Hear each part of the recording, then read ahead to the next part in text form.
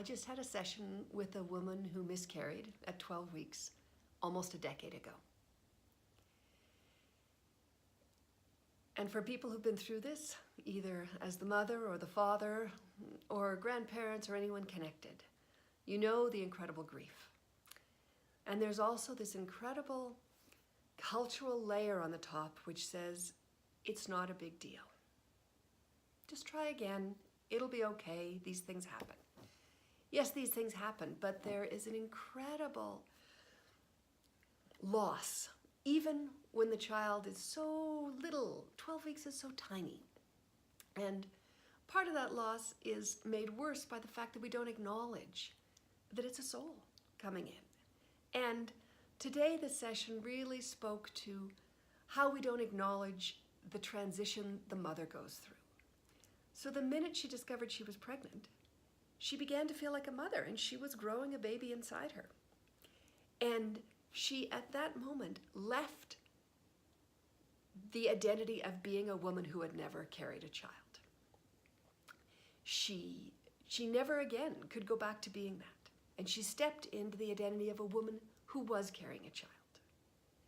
And what happened at the miscarriage is that she wasn't then welcomed in to the next identity, which is of a woman who has lost a child to miscarriage.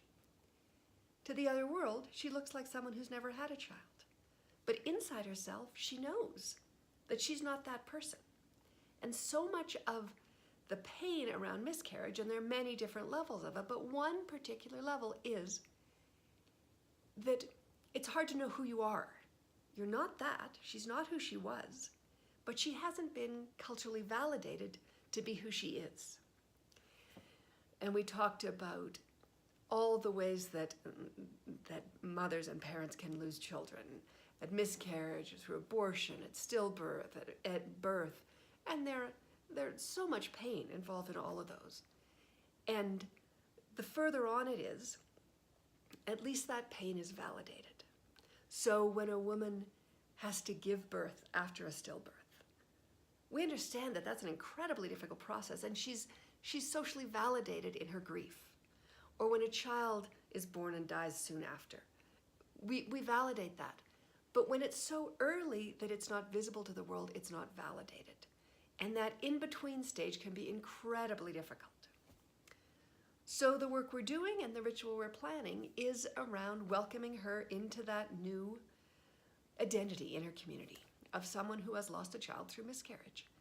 She's not who she was, and this is helping her become who she really is, which is this. It was a profound session and so much healing, and I'm so grateful that she gives me the opportunity to share this. And I hope the story is helpful for people who may be in a similar situation and wondering why you feel crazy, for being still sad and still heartbroken and still upset about it. You're not crazy for being upset about this. That's a normal soul response. What's crazy is a world that says it doesn't matter, because it does matter.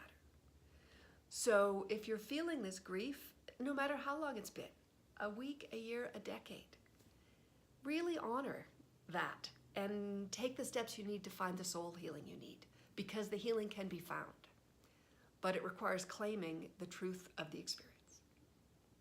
Hope this has been helpful. I appreciate having a chance to share this story.